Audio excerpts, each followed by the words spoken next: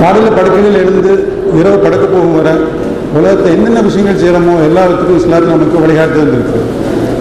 உலகத்தன்னைக்கு கேலண்டர்னு ஒன்று எடுத்துக்கிட்டிங்கன்னா, கேலண்டர் இல்லாமல் உலகத்தில் எந்த ஒரு விஷயமும் இன்றைக்கி நடக்காது. அதுக்கு உதாரணமாக நீங்கள் கழிஞ்சு போன Y2K நினச்சி பாருங்கள். 2000 Y2K உலகத்தில் கிட்டத்தட்ட $360 பில்லியன் செலவு பண்ணாங்க. ஒரு சின்ன ஒரு கம்ப்யூட்டரில் ஒரு சிறிய ஒரு ப்ராப்ளத்துக்காக வேண்டி. அவ்வளோ முக்கியமானது உலகத்தினை கேலண்டர். இப்போ அந்த கேலண்டர் நம்ம இஸ்லாத்தில் அல்லாஹ் தஆலா கொடுத்துருக்காங்கன்னா கொடுத்துருக்குறான். பட் அந்த கேலண்டரை முஸ்லீம்களின் உலகத்தில் யாருமே உபயோகப்படுத்தலை.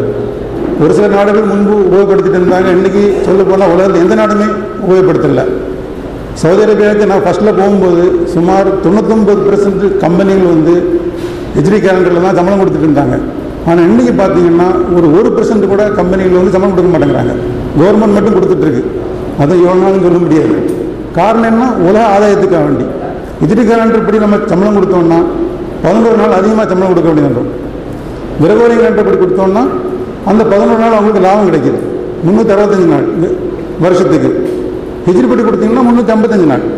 இந்த உலக ஆதாயத்துக்காக வேண்டி இன்றைக்கி மார்க்கத்தை இழக்கிறாங்க. அப்படி இருக்கும்போது அல்லாஹ்வுடைய உதவி நமக்கு கிடைக்காது.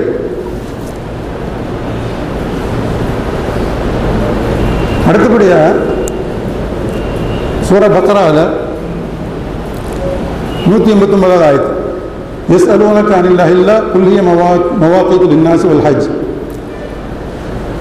தேர்ந்து வரும் பிறைகள் பற்றி நபியே உம்மிடம் மக்கள் கேட்பார்கள், கூறும் அது மக்களுக்கு காலங்காட்டியாகும், அதாவது கேலண்டராகும், இன்னும் ஹஜ்ஜுக்காக வேண்டியும்.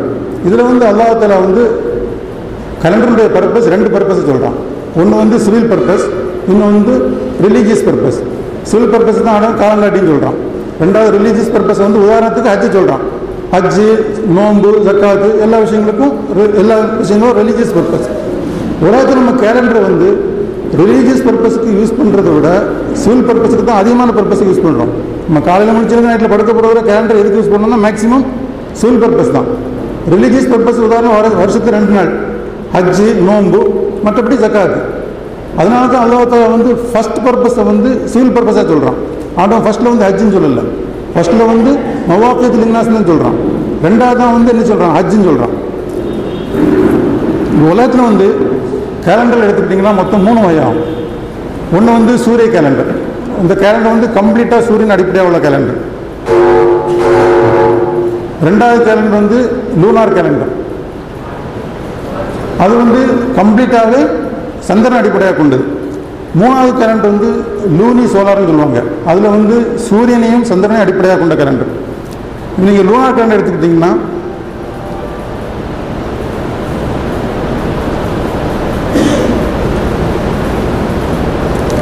உதாரணத்துக்கு நம்மளுடைய ஹிஜ்ரி கேலண்டர், மேலே ஹீப்ரு கேலண்டர் இருக்குது, சைனீஸ் கேலண்டர்லாம் இருக்குது. இந்த ஹிஜ்ரி கேலண்டர் நீங்கள் பார்த்தீங்கன்னா வருஷம் 354 நாளாகவும் இருக்கும், 355 நாளாகவும் இருக்கும். அதாவது லீப் இயரில் 55 வரும், சாதாரண வருஷத்தில் 354 வரும். அவனுடைய மாதங்கள் 29.5308. இது ஒரு ஆவரேஜ். அதாவது ஒரு 10,000 20,000 வருஷங்களுடைய மாதங்களுடைய கேலண்டர் எடுத்து ஆவரேஜ் பண்ணி தான் இதுக்கு கொடுப்பாங்க. இது ஆக்சுவலி ஒவ்வொரு மாதம் கரெக்டாக இந்த கணக்கில் வராது. அதே மாதிரி சூரிய கேலண்டர் எடுத்துக்கிட்டிங்கன்னா உதாரணமாக இன்றைக்கி உபயோகப்படுத்தக்கூடிய கிரகோரியன் கேலண்டர், நம்மள்கிட்ட தமிழ் கேலண்டர் இருக்குது, நிறைய கேலண்டர் இருக்குது. உலகத்தில் சொல்ல போனால் 99% கேலண்டர் இந்த மக்கள் உபயோகப்படுத்தக்கூடிய கேலண்டர் அத்தனையுமே சூரிய கேலண்டர் தான். மூன்றாவது கேலண்டர் லூனி சோலார். இந்த லூனி சோலார் எப்படின்னா அதனுடைய மாதம் சந்திரனுடைய அடிப்படையில் இருக்குது. 29 நாள் 30 நாளாக இருக்கும். அதை சூரியனோட ஜாயின் பண்ணதுக்காக என்ன செய்வாங்கன்னா 2 வருஷத்துக்கு ஒரு முறை அல்லது 3 வருஷத்துக்கு ஒரு முறை ஒரு மாதத்தால் ஆட் பண்ணுவாங்க. அதனால இந்த கேலண்டரில் மாதம் 12ஆக இருக்கலாம் அல்லது 13ஆக இருக்கலாம். இன்னைக்கு உலகத்தில் இது நம்முடைய ஹிஜ்ரி கேலண்டர். உதாரணத்துக்கு எடுத்துக்கணும், கழிந்த ரமலான் இது 1430, அதுக்கு முந்தின வருஷம் உள்ளது. ரமலான் 1ஆம் தேதி நம்ம எப்படி எழுதுவோம்? 1/9/1430 எழுதுவோம். அப்படி பார்க்கும்போது உலகத்தில் உள்ள முஸ்லீம்கள் சில ஊர்களில் வெள்ளிக்கிழமையாக இருந்துச்சு, அதே 1/9 தான் சில ஊரில் வந்து வெள்ளிக்கிழமையாக இருந்துச்சு. இன்னும் சில ஊர்களில் பார்த்தீங்கன்னா சனிக்கிழமையாக இருந்து. உலகத்தில் இன்னும் சில ஊர்களில் பார்த்தீங்கன்னா ஞாயிற்றுக்கிழமையாக இருந்து. அல்லாஹ் தஆலா குர்ஆனில் சொல்கிறான், மவாக்கீத்து லின்னாஸி வல் ஹஜ். நம்மளுடைய கேலண்டர் வந்து உலக பர்பஸுக்காக வேண்டியும் இன்னும் மார்க்க பர்பஸுக்காக வேண்டியும். இப்படி ஒரு கேலண்டர் இருந்தால் இதை உலக பர்பஸுக்கு நம்ம யூஸ் பண்ண முடியுமா? இப்படி ஒரு கேலண்டர் இருந்தால், உதாரணத்துக்கு ஜித்தால இன்னைக்கு ஒரு கான்ஃபரன்ஸ் நடக்க அடுத்த மாதம் ரபியுல் ஆஹிர் மாதம் 15ஆம் தேதி ஒரு கான்ஃபரன்ஸ் நடக்குது. அப்போ அவங்க வந்து இன்விடேஷன் உலகம் ஃபுல்லாக அனுப்புகிறாங்க. 15/4/1432 அன்னைக்கு கான்ஃபரன்ஸ் நடக்குன்னு இன்விடேஷன் அனுப்புகிறாங்க. அவங்க கிரகோரியன் கேலண்டரை பற்றி ஒன்றுமே பேசலை, பிராக்கெட்டில் வந்து கிரகோரியன் போடலை, எனக்கு அல்லாவுடைய கேலண்டர் இல்லை, அதை போட்டு அனுப்புகிறாங்க. உலகத்துக்கு மக்கள் என்னைக்கு வந்து சேருவாங்க? ஒரு நாள் வந்து சேருவாங்களா? யாராவது வரமாட்டாங்க. 3 நாள் வருவாங்க. ஏன்னா அவங்கவுங்க அந்த இடத்துல 15/4/1432 மலேசியாக்காரங்களுக்கு புதன்கிழமையாக இருக்கும், அமெரிக்காக்காரங்களுக்கு வேலைக்கிழமையாக இருக்கும், இந்தியாக்காரங்களுக்கு வெள்ளிக்கிழமையாக இருக்கும். அப்போ ஒவ்வொரு ஆளுக்கும் வந்து அவங்களுடைய நாளை வச்சு தான் வருவாங்க. அப்போ இப்படிப்பட்ட ஒரு முட்டாள்தனமான கேலண்டரை உலகத்தை படைத்து அல்லாஹ் தஆலா நமக்கு கொடுத்துருப்பானா? அல்லாஹ் தஆலா குர்ஆனில் சொன்னா, இன்ன அஜ்ஜத ஷுஹூரி இன்தல்லாஹி 12 ஷஹ்ரன் யௌம ഖலഖ ஸமாவாத்தி வல் அர்த். அல்லாஹ் தஆலா வானத்தையும் பூமியும் படைச்ச நாள்லேருந்து அவன்கிட்ட கேலண்டர் வந்து மாசங்கள் எண்ணிக்கை 12 அப்படின்னா அதான கேலண்டர். கேலண்டருடைய அடிப்படை என்ன? கிரகங்களுடைய சுழற்சி தானே. அப்போ உலகத்தை படைக்கும் போது, கிரகங்களை படைக்கும் போதே கேலண்டர் உருவாயிடுச்சு. அப்படிப்பட்ட அல்லாஹ் தஆலாவுடைய அந்த கேலண்டர் வந்து இவ்வளவு தூரத்துக்கு முட்டாள்தனமாக இருக்க முடியுமா? நிச்சயமா இருக்க முடியாது. இன்னைக்கு உலகத்தில் நூற்றுக்கணக்கான கேலண்டர், மனிதன் உருவாக்கின கேலண்டர் எல்லாமே ஒரு வருஷம் தான் இருக்கு. ஒரு டேட் எடுத்துக்கிட்டோம்னா இன்னைக்கு இங்கிலீஷ் தேதி என்ன? 20/2/2011. என்ன கிழமை? ஞாயிற்றுக்கிழமை. உலகத்தில் எங்கேயாவது போனால் அந்த திங்கக்கிழமையா இருக்க முடியுமா? அல்லது சனிக்கிழமையா இருக்க முடியுமா? முடியாது. அப்படி ஒரு கேலண்டர் இருந்தால் அது உலகத்தை உபயோகப்படுத்த முடியாது. அப்போ அல்லாஹ் தஆலா படைத்து நமக்கு கொடுத்த இந்த கேலண்டர் இவ்வளவு தூரத்துக்கு முட்டாள்தனமான கேலண்டராக இருக்க முடியுமா? நிச்சயமா இருக்க முடியாது. அப்போ நமக்கு என்ன தெரியுதுன்னா, நம்ம குர்ஆன் ஹதீஸை இந்த கேலண்டர் விஷயத்தில் விளங்குற விஷயத்தில் ஏதோ தவறு செய்யறோம். அதான் அர்த்தம். ஏன்னா கேலண்டர்னு சொல்லும்போது கிழமையையும் தேதியையும் வந்து பிரிக்கப்படாத ஒன்று, ரெண்டும் ஒன்னோடு ஒன்று இணைந்தது. ரெண்டையும் செப்பரேட் பண்ணோன்னா அது கேலண்டர் கிடையாது. அது ஒன்றுக்குமே உபயோகப்படுத்த முடியாது. அது உலக விஷயத்துக்கு உபயோகப்படுத்த முடியாது, மார்க்க விஷயங்களுக்கு உபயோகப்படுத்த முடியாது. உதாரணத்துக்கு நீங்க பாருங்க, இப்போ உலகத்தில் எங்கெங்கெல்லாம் சூரிய வெளிச்சம் படுது, எங்கெங்கெல்லாம் இருட்டா இருக்குன்னு பாருங்க. இப்போ நம்ம இந்தியாவில் இருக்கிறோம், நமக்கு இப்போ மணி வந்து 10:57, சூரியன் வந்து பர்மாக்கு கிட்டத்தட்ட பர்மாவுக்கு மேலே இருக்கு, சென்ட்ரல் இருக்கு. இது இப்படி மூவ் ஆகிட்டே இருக்கும். அப்போ இந்த இடத்துல பாருங்க, சில ஆட்கள் இன்னும் சனிக்கிழமை இருக்கிறாங்க மேலே, பார்த்தீங்களா? Sunday Saturday. இப்போ நம்ம வந்து ஆல்ரெடி சண்டேல போயிட்டோம். ஆனால் இன்னும் மக்கள் வந்து என்ன செஞ்சுருக்கிறாங்க? சாட்டர்டேல இருக்கிறாங்க. பட் அவங்களோட தேதி என்ன? அவங்க தேதி 20ஆ 19. அப்போ டேட் மாறும்போது ஆட்டோமேட்டிக்காக என்ன செய்யணும்? மாறி ஆகணும். அதான் கேலண்டர். அப்படி இருக்கும்போது இன்னைக்கு உலகத்தில் வந்து முஸ்லீம்கள் வந்து எப்படி அதை உபயோகப்படுத்துறாங்க? இன்றைக்கு உலகத்தில் முஸ்லீம்கள் வந்து இந்த கேலண்டர் எப்படி உபயோகப்படுத்துறாங்க? டேட்டு மாறுது, ஆனால் கிழமை என்ன செய்யுது? கிழமை மாறுது, டேட் மாற மாட்டாங்க. 1/9/433 சில ஆளுகளுக்கு ஃப்ரைடே, சில ஆளுகளுக்கு சாட்டர்டே, சில ஆளுகளுக்கு சண்டே. இது பெரிய ஒரு தவறு. இது அடுத்தபடியாக கிரகோரியன் கேலண்டர். உலகத்தில் வந்து ஆல்மோஸ்ட் 100% கிரகோரியன் கேலண்டர் தான் உபயோகப்படுத்துகிறாங்க. காரணம் என்ன? கிறிஸ்டின்ஸுடைய அவங்களுடைய ஒரு திட்டம், அவங்க அதை உலகத்தில் அமல்படுத்துறதுக்காக வேண்டி திறமையோடு அவங்க செஞ்சுட்டாங்க இத்தனை வருஷமா. அதனுடைய அந்த கேலண்டர் நீங்கள் பார்த்தீங்கன்னா, நம்ம முஸ்லீம்களாலே நம்ம வந்து எந்த அடிப்படையுமே அந்த கேலண்டரை உள்படுத்தக்கூடாது. காரணம், அது பூர்ணமாக ஒரு மார்க், அதாவது ஒரு ரிலீஜியன் சம்பந்தப்பட்ட ஒரு கேலண்டர். அந்த கேலண்டருடைய பேஸ் வந்து என்னன்னா ஈஸ்டர் தெரியும் உங்களுக்கு. ஈஸ்டர்னு உங்களுக்கு திருநாள் வரும், அதை வச்சு அந்த கேலண்டரை பேஸ் பண்ணாங்க. இந்த ஈஸ்டர் எப்போ வரும்னா ஆட்டம்னல் ஈக்வினாஸ், வெர்னல் ஈக்வினாஸுக்கு அடுத்த வரக்கூடிய பௌர்ணமிக்கு அடுத்த ஞாயிற்றுக்கிழமை. ஈக்வினாஸ்ன்னு சொன்னால் ஒரு வருஷத்தில் 2 நாள் வந்து இரவும் பகலும் கரெக்டாக 12 மணி நேரம் இருக்கும்.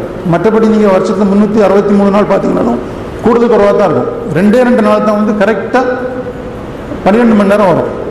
அது நீங்கள் பார்க்கணுன்னா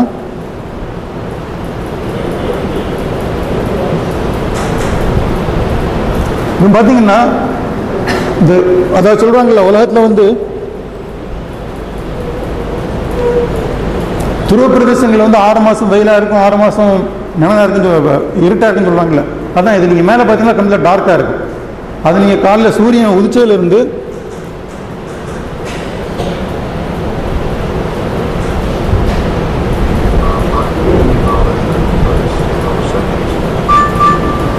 பார்த்தீங்கன்னா சூரியன் மூவ் ஆகிட்டு இருக்கும். மேலே பார்த்தீங்கன்னா இருட்டு இருக்குல்ல, அந்த இருட்டு மாறவே செய்யாது. ஏன்னா இப்போ வடதுருவத்தில் வந்து இந்த 6 மாதம் வந்து இருட்டாக தான் இருக்கும். அங்கே சூரியனோடி படவே செய்யாது, கம்ப்ளீட்டாக இருட்டாக தான் இருந்துட்டு இருக்கும். கீழே பார்த்தீங்கன்னா கம்ப்ளீட்டாக வெளிச்சமாக தான் இருக்கும். தென் துருவத்தில் வந்து இப்போ தென் துருவத்தில் வந்து கம்ப்ளீட்டாக வெயில் தான். அங்கே இது இருட்டு வரவே செய்யாது. 24 hours சூரியன் இப்படி சுற்றிட்டே இருக்கும். அதே மாதிரி வடதுருவத்தில் இருக்காது. இதுதான் இப்போ உள்ள நிலைமை. இது பார்த்தீங்களா கரெக்டாக நேர்கோடு போட்ட மாதிரி இருக்குது. கரெக்டாக ஸ்ட்ரைட் லைன் பார்த்தீங்களா, மேலேயும் கீழே இருட்டாக இருக்குது பார்த்தீங்களா. இதுதான் மார்ச் 21. இதுதான் ஈக்குவனாக்ஸ்னு சொல்கிறது. இரவும் பகலும் கரெக்டாக 12 மணி நேரம் இருக்கும். இது வருஷத்தில் 2 நாள் நடக்கும். ஒன்று வந்து மார்ச்சில் ஒன்று, இன்னொன்று வந்து செப்டம்பரில். இப்போ இதை அடிப்படையாக கொண்டு தான் கிரெகோரியன் கேலண்டர் வந்து இயங்குது. அப்போ அது வந்து பரிபூர்ணமாக ஒரு மார்க் அடிப்படையாக உள்ள கேலண்டர். நம்ம எந்த வகையிலும் அதை உட்படுத்தக்கூடாது. அல்லாஹ்தாலா நமக்கு ஒரு கேலண்டர் கொடுத்துருக்கோம், அந்த அடிப்படையிலையும் கூடாது. அப்படியே ஒரு சாதாரண ஒரு வேற ஒரு கேலண்டர் இருந்தாலும் பரவாயில்ல, அது பூர்ணமான ஒரு கிறிஸ்துவ அடிப்படையில் உள்ள கேலண்டர் நமக்கு எந்த வகையிலும் உபயோகப்படுத்தக்கூடாது. ஆனால் இன்னைக்கு உலகத்தில் உள்ள எல்லா முஸ்லீம்களும் அதை தான் உபயோகப்படுத்துகிறாங்க.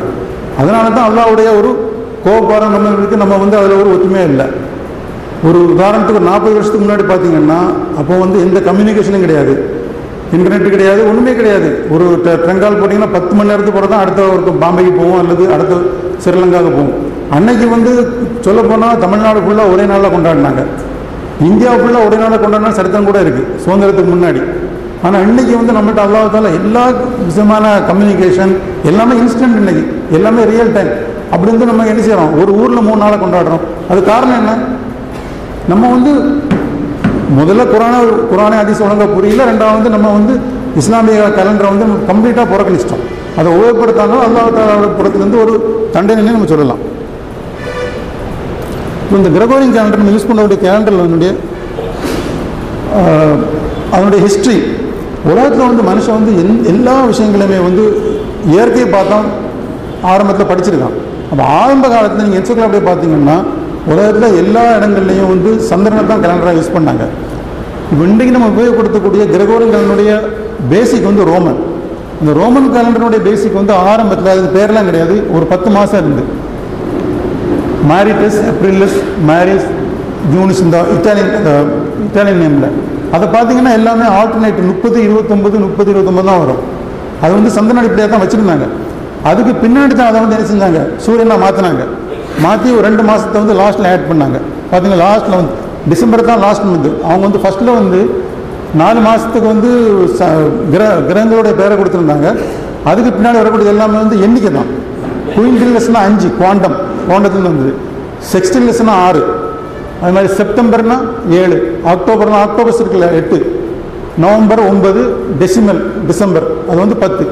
அதுக்கு அப்புறம் தான் வந்து ஜனவரி பிப்ரவரி சேர்த்தாங்க, 12 ஆச்சு.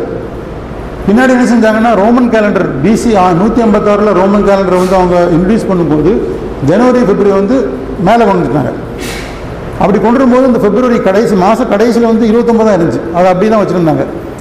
ஆனால் இருந்தாலும் நினச்சது ஆல்டர்னேட்டாக தான் இருந்துச்சு. இப்போ மாதிரி ஜூலை ஆகஸ்ட் வந்து 2 மாதம் வந்து கண்டினியூவாக 31 இல்லை, ஆல்டர்னேட்டாக தான் இருக்குது. 31, 29, 31, 30, 31, 30 தான் இருந்துச்சு. அந்த ரோமன் கேலண்டர் வந்து அவங்கள்ட்ட வந்து லீப் இயர் கிடையாது, மொத்தமே 365 நாள். அப்படின்னு சொல்லும்போது உண்மையான பூமி வந்து சூரியன் சுற்றக்கூடிய ரியல் டைம் வந்து 365.242199 ஆகும். அப்போ அவங்கள்ட்ட வந்து 6 மணி நேரம் டிஃப்ரென்ஸ் இருக்குது. ஒவ்வொரு 4 வருஷத்துக்கும் ஒரு நாள் வந்து ஆடப் ஆச்சு. இதை வந்து ஜூலியஸ் சீசருடைய காலத்தில் BC 46, BC தெரியும் தானே, ரிவர்ஸில் போகும். 146 பின்னாடி 56 அப்புறம் 55, 54 அப்படி போய் ஜூலியஸ் சீசர் காலத்தில் BC 46 வந்து கண்டுபிடிச்சிட்டாங்க. நம்ம கேலண்டரில் வந்து ப்ராப்ளம் இருக்குன்னு சொல்லிட்டு தான் அப்போ அவங்க வந்து என்ன செய்வாங்க, லீப் இயர் வந்து இன்ட்ரடியூஸ் பண்ணுவாங்க. அப்போ லீப் இயர் இன்ட்ரடியூஸ் பண்ணும்போது கரெக்டாக 365.25 தான் அவங்க இன்ட்ரடியூஸ் பண்ணாங்க. அப்படி இருந்தும் அவங்கள்ட்ட வந்து என்ன செய்யுது 11 மினிட்ஸ் டிஃப்ரென்ஸ் இருந்துச்சு. இந்த 11 மினிட்ஸ் வந்து 131 வருஷம் போகும்போது ஒரு நாள் வந்து அக்குமுலேட் ஆகும். அப்போ நான் ஏற்கனவே சொல்லியிருக்கிறேன், கிறிஸ்டின் கேலண்டருடைய பேசிக் வந்து ஈஸ்டர். அந்த ஈஸ்டர் வந்து கரெக்ட் நாளில் இல்லை. அப்போ அப்படியே வந்து அக்குமுலேட் ஆகி ஒவ்வொரு நாளும் ஆடப் ஆகிட்டே போகுது. ஈஸ்டர் வந்து கரெக்டாக அக்யூனோவைஸ் பக்கத்தில் வந்து கரெக்டாக 12 மணி நேரம் இருக்குன்னு தானே, இந்த 12 மணி நேரம் இல்லை. இப்போ ஜூலியஸ் சீசருக்கு பின்னாடி அகஸ்டி சீசர் ஆட்சிக்கு வந்தார்.